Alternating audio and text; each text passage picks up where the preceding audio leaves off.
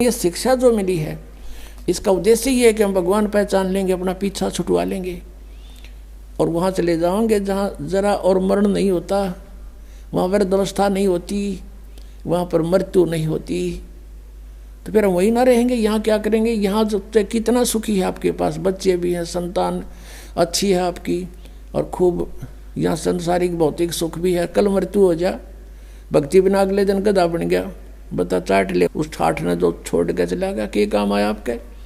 तो परमात्मा कहते हैं हम जब मृत्यु तो होगी होगी, ये परिवार भी आपके साथ नहीं जाएगा, ठीक है, इसमें रहते हुए बच्चों को भी इस मार्ग पर लगाओ, इसी सीढ़ी पर चढ़ा दे उनको भी, और आशा करे कि दोबारा यहाँ नहीं आएंगे। हे भगवान, सपने में भी नहीं सोचा फिर जन्म हो मेरा आया, फिर जन्म हो गया या दुर्गति फिर शुरू है जो ई सफ़र कर रहे हो आप, ना जाने कब ये पूरा हो जा, कब छोड़ के जाना पड़ जा। ऐसे कैर में हम रह रहे हैं, कति निश्चिंत ठाठ बना रहे हैं, नाचे कूदे भंगड़े पावे ऐसे गंदे लोक में, और नाचन कूदन का गाने सुने फिल्म देखे, ये कैसी रुचि बन जाती है आप लोगों की। फिर आपका छींट नहीं लाग रही इस ज्ञान की, आपने समझा नहीं इस परमात्मा क्या कहने आए थे हमारे लिए, तुम कहाँ पड़े हो और निकलो यहाँ से, फिर हमारा छींट नहीं लगी अभी।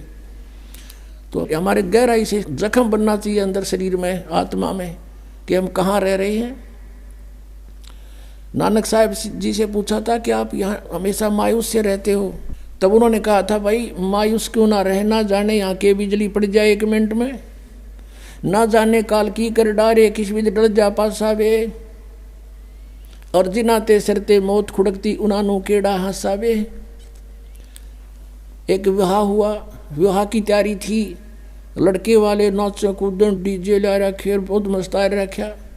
अगले दिन बारात जावे थी, 20 किलोमीटर गए थे अपने शहर से, वहाँ दुर्घटना होगी, दूल्हा भी मर गया और 5 और मर गए।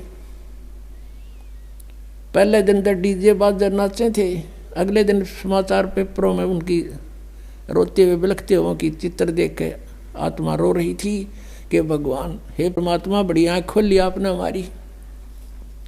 कहते ना जाने काल की कर डारे किस विध ढल जा पासावे, और जिनाते सरते मौत खुड़कती उन्होंने केड़ा हंसावे। 1 सेकंड का भरोसा नहीं के बिजली गिर जा और यहाँ नाचे कूद फंड करे, तो बिना ज्ञान के नशे में आदमी ऐसी गलती कर सकता है।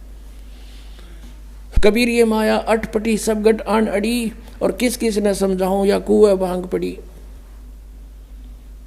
तो अब ये भांग को उतारने का एंटीबायोटिक कैप्सूल, ये प्रवचन और ये ज्ञान, ये मंत्र रूपी औषधि आपको कानों के माध्यम से प्रवेश की जा रही है। तो इससे जब पता चलेगा, अध्यात्म ज्ञान से परिचित होंगे, तब हम सफल होंगे। अब हमने ये देखना है कि वो परमात्मा जिसकी हम खोज कर रहे थे और जिसकी लीला हम कहाँ मानते थे, वेदों में, गीता जी में और पुराणों में, तो अब वही सदग्रंथ हम खुद पढ़ रहे हैं। अब हम खुद पढ़ रहे हैं और पढ़ का अपने निर्णय कर रहे हैं, क्योंकि हमारे पास वो मास्टर की है जिससे हम सब सदग्रंथों को समझ सकते हैं। वो हमारे पास कुंजी है, वो सृष्टि रचना जो परमात्मा ने स्वयं आकर बताई थी 600 वर्ष पहले, कि ऐसे ऐसे आप वहाँ रहा करते थे सतलोक में, वहाँ आपने गलती की थी, काल ने तप किया था, तुम उस पर आसक्त हो गए, भगवान से मन हट गया, इसके साथ आगे। और यहाँ फिर इसने तुम्हारे को दुखी इसलिए कर रखा है कि वो परमात्मा दुखी होगा जितना मैं इन न सताऊंगा। हमें जितना ये दुखी कर सकता उतना कर रहा है ये, और क्योंकि हम इसके नहीं हैं, हम अपने कबीर भगवान के बच्चे हैं। अब वो रोता है हमारे लिए क्योंकि हम उसकी आत्मा है, गलती करके आ जरूर गए लेकिन उसको भी दुख है। जैसे किसी की बेटी बिगड़ जा, लड़का बिगड़ गया और नालायक लड़के तो ब्याह कर दिया उस लड़की ने, फिर वो उसको तंग कर रहा है माता पिता के ऊपर क्या होकर, फिर वो माता पिता फिर भी रो रहे हैं, मेरी बेटी दुखी हो रही है, वो चैन से नहीं रह सकती। तो वही स्थिति हमारी यहाँ पर है। तो ये इतना दुखी कर रहा है आपको कि हालत कर रखी आपकी, जीना छोड़ रखा है, और हम फिर भी यही सोचते हैं कि ना ऐसा ही जीवन होगा। ये तो नरक भोग रहे हैं, चाहे यहाँ पर प्रधानमंत्री क्यों ना हो, 36 बीमारी पावेंगी, टेंशन 100 की 100, घर में कोई और बीमारी पैदा हो रही होगी, ना जाने क्या घटना घट रही। तो कहने का भाव ये है, हमने इस सारे अध्यात्म को समझना और फिर हमने उस भगवान को पहचानना है। और जिस परमात्मा के विषय में ये कहा जाता रहा है कि वेदों में उस भगवान का ज्ञान भरा पड़ा है, उसकी जानकारी है, वो क्या जानकारी वेदों में देखिएगा। ऋग्वेद मंडल नंबर 9 सूक्त नंबर 1, ये देखिएगा। प्रकाशक हैं सर्वदेशिक आर्य प्रतिनिधि सभा, महर्षि दयानंद भवन, रामलीला मैदान, नई दिल्ली से।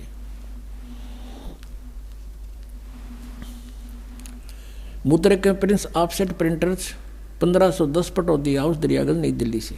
इसका 9वें मंडल का प्रथम सूक्त पढ़ेंगे। ये 9वां मंडल, 9वां मंडल। अब यहाँ से थोड़ा सा ये देखना है कि इन्होंने, क्योंकि ये भगवान को निराकार मानते रहे, इसलिए आगे चल के थोड़ा सा इन्होंने गड़बड़ की है, उसको यहाँ से पहचाना जाएगा। 1 नंबर मंत्र है मंडल नंबर 9 के सूक्त नंबर 1 का मंत्र 1।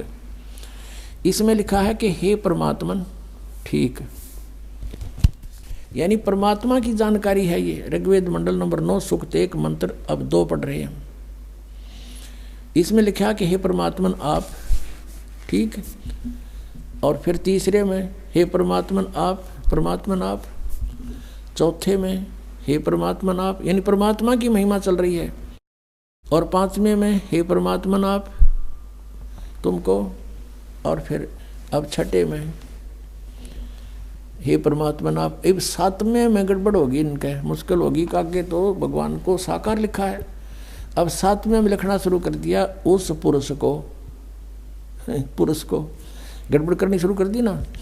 अब 8वें में फिर लिख दिया उस पुरुष को, यहाँ लिखना था उस परमेश्वर को। अब थोड़ा सा ये कंसेप्ट फिर क्लियर करना पड़ेगा। अब इन वेदों के अनुवाद करता महर्षि दयानंद और उनके अनुयायी हैं। अब महर्षि दयानंद के सिद्धांत को वो फाइनल मान के चल रहे हैं कि भगवान निराकार है, और जो भी उसने लिखा है, जो भी मीनिंग दिए हैं, उसको वो सत्य मानकर उसके आधार से चलते हैं। अब देखिएगा, एक पुस्तक है महर्षि दयानंद द्वारा लिखी, ये है ओम, ये महर्षि दयानंद सरस्वती कृत ये पुस्तक है। ऋग्वेद आदि भाष्य भूमिका ये पुस्तक का नाम है। और ये कहाँ से छपी है? सर्वदेशिक आर्य प्रतिनिधि सभा, महर्षि दयानंद भवन, 3/5, आसफ अली रोड, दिल्ली 2 है, नई दिल्ली 2 से। ये देखिएगा, इसके ये सृष्टि विद्या विषय संक्षिप्त, ये एक विषय है इसका।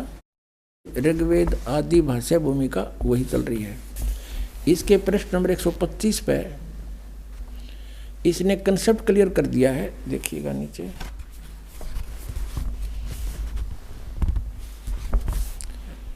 ये लिखा है यत पुरुष, और इसका अर्थ लिखा है पुरुष उसको कहते हैं जो सर्वशक्तिमान ईश्वर कहाता है।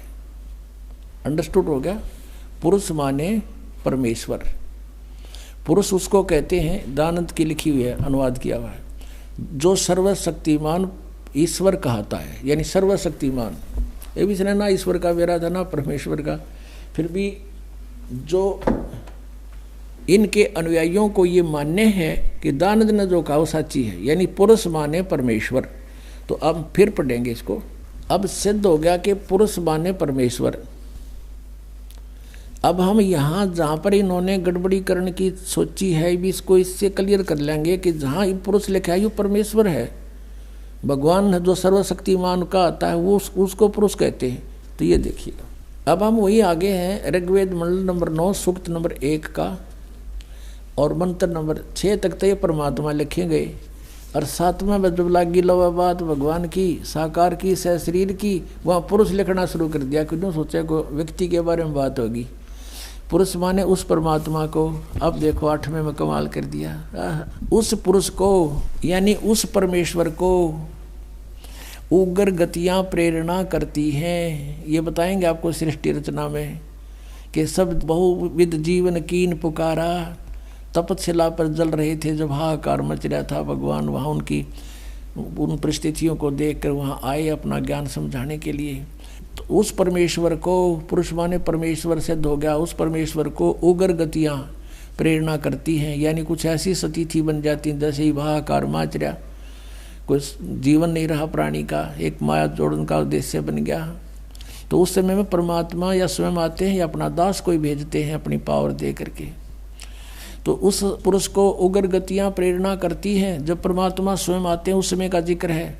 और भासमान शरीर को यानी तेजोमय शरीर को वह पुरुष यानी वह परमात्मा प्राप्त होता है।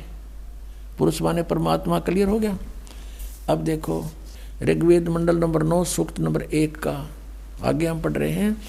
और जिसमें 3 प्रकार से दूसरों का वारण माने कल्याण करने वाला मधु में शरीर मिलता है। मधु में यानी बड़ा प्यारा शरीर मिलता है। वो 3 प्रकार के शरीर से सबका सब व्यवस्था को संभालता है। ये भी क्लियर हो गया। फिर उसमें से दूसरी प्रकार की जो लीला वो यहाँ लिखी है कि अभी अदन्या उत्सरंती धेनुव शिशुम सोम इंद्राय पातवे। उस सोम स्वभाव वाले श्रद्धालु पुरुष को, ये पुरुष हटा दिया यहाँ पर, अमर पुरुष लिखना था। सोम माने उस चंद्रमा के से शीतल स्वभाव वाले भगवान अमर पुरुष को, और पुरुष माने यहाँ पर परमेश्वर समझो। उस सोम स्वभाव वाले परमेश्वर को जो शिशु रूप में, शिशुम, ये शिशुम मूल पाठ में शिशुम लिखा है। शिशुम कुमार अवस्था में ही यानी जब वो बालक रूप में प्रकट होते हैं। अभी अधन्या, अधन्या माने बिना धनाई, जिसको सांड ने टच ना किया हो। कंवारी, अभी माने पूर्ण रूपेण, सब प्रकार से पूर्ण रूपेण अधन्या, जो सांड के द्वारा कभी सथाई ना गई हो। तो इस कहने का भाव कि कंवारी गायें गौवें धेनु गौवें तृप्त करती हैं। उनकी परवरिश की लीला इन कंवारी गायों के द्वारा होती है जब परमात्मा सी स्वरूप धारण करके आते हैं। ये तो बता दिया वेदों ने, और चारों वेदों में इसका रह रहकर प्रकरण है। बहुत कोई प्रसंग है इसके। अब इसमें विशेष कंसेप्ट क्लियर है, इसलिए एक ही दिखाते हैं, समय आने पर फिर और दिखाया करेंगे। अब वो सूक्ष्म वेद में लिखा है उस परमेश्वर ने जो लीला की थी।